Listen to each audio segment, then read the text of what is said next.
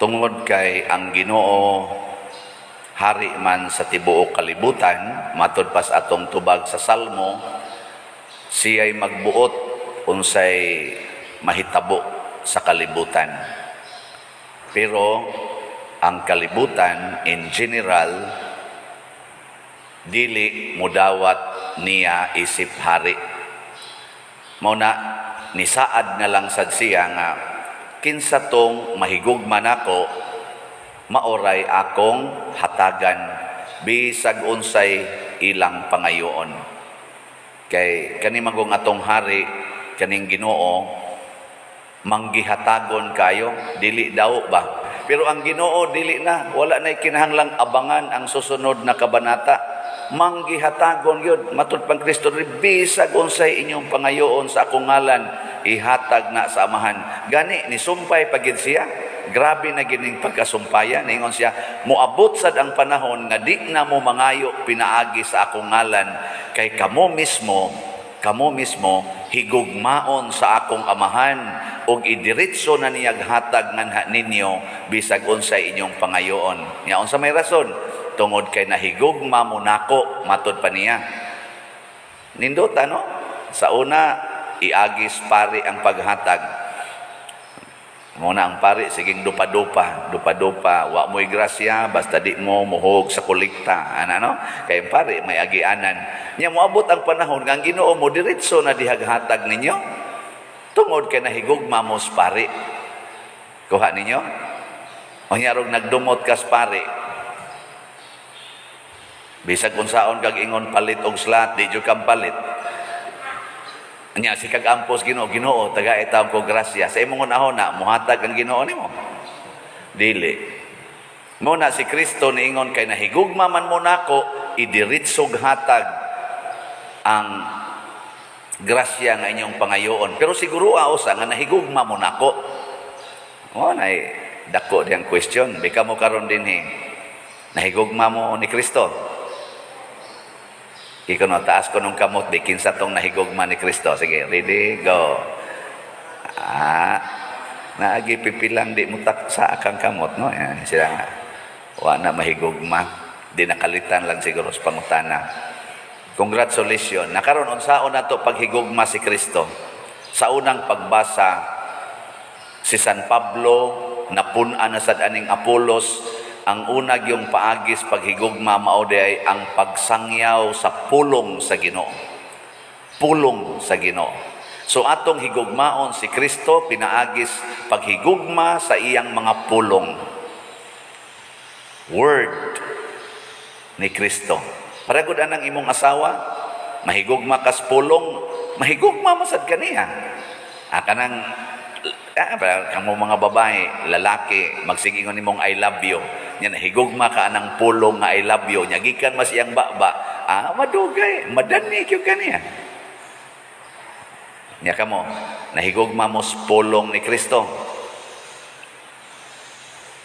Labi na nang muingon siya nga, kung sagpaon imong pikas aping, ipasagpa lang pikas. Nahigugma mo ana. Kanang muingon siya, pasaylua lang nang nakasala og kapituan, kapito. Nahigugma mo ana. Dahil pagduko-duko, ayaw sana padiroy. Kanang maingon siya, ibaligya ang tanan o ihatag ang halin ngadtos mga kabos. Nahigugma mo ana. Bisan gani kanang maingon siya, ayaw na mo paningil ni adtong nakahulam kaninyo. Nahigugma mo ana. Hilom lagi mo.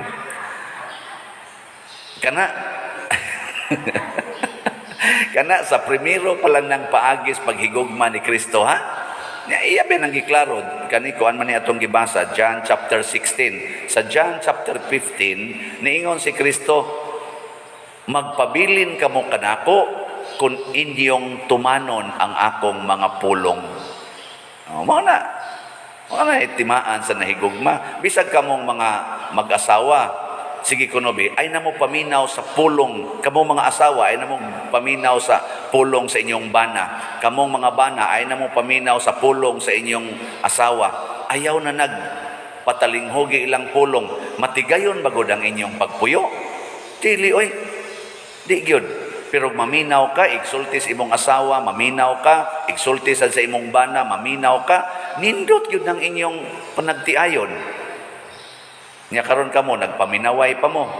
O sige na lang mo tanaw ng cellphone, naana mo naminaw ang mga TikTok, naana mo ang mga Facebook, naana mo ang mga vlog-vlog diha. Basin ba?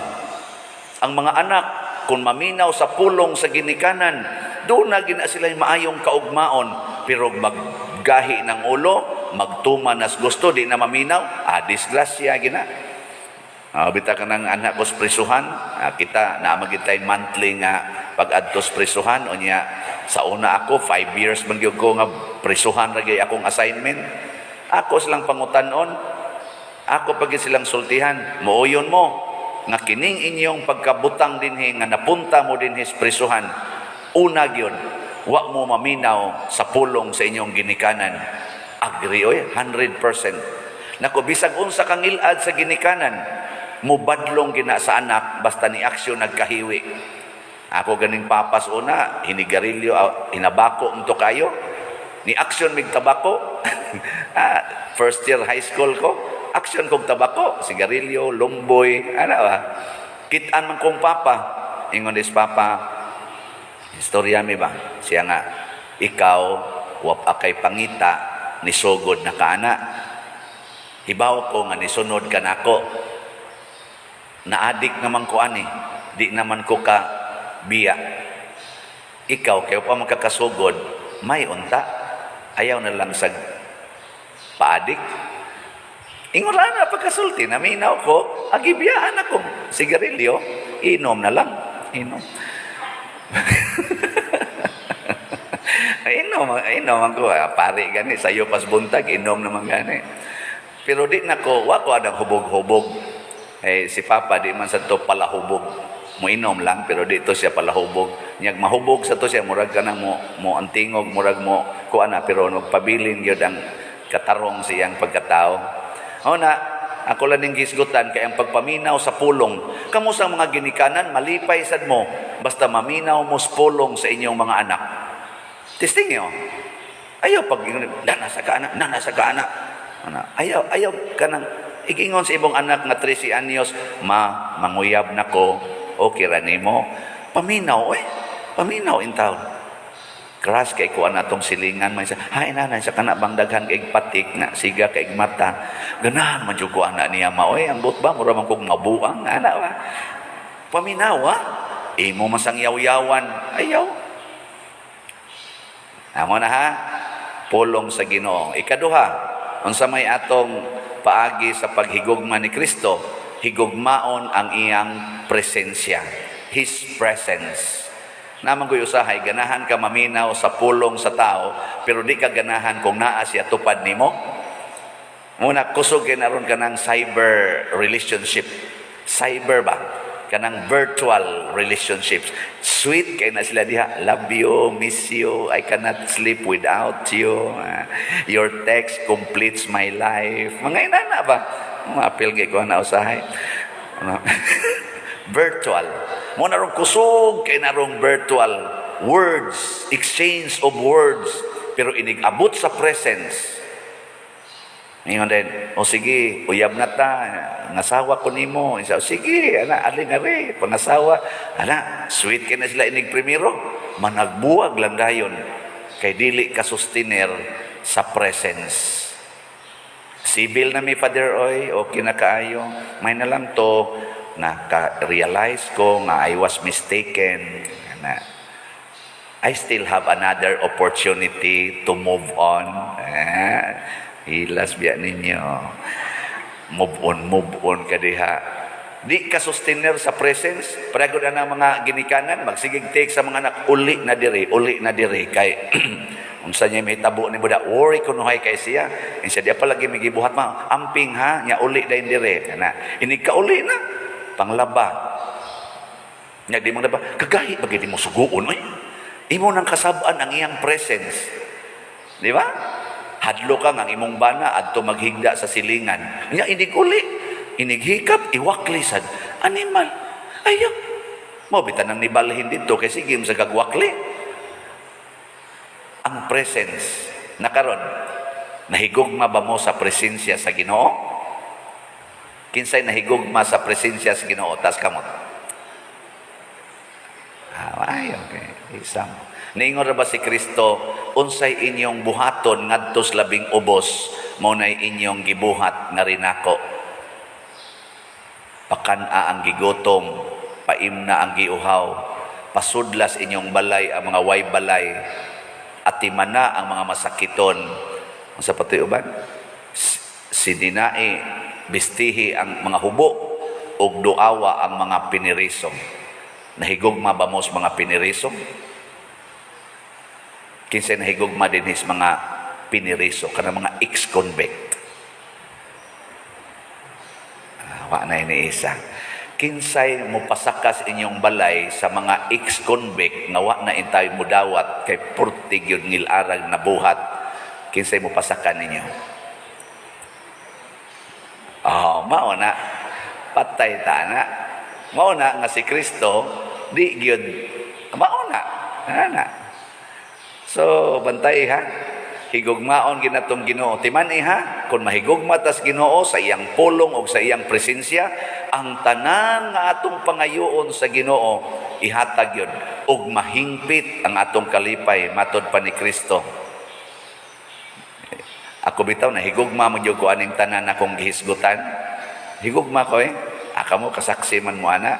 Nya ngayo ko sa Ginoo, Lord, ni ama ni gastuhanan para sa among Flores de Mayo ug sa kaning kuan, kaning aning Santa Cruzan, usa na ra balang kasimana nga last week ba.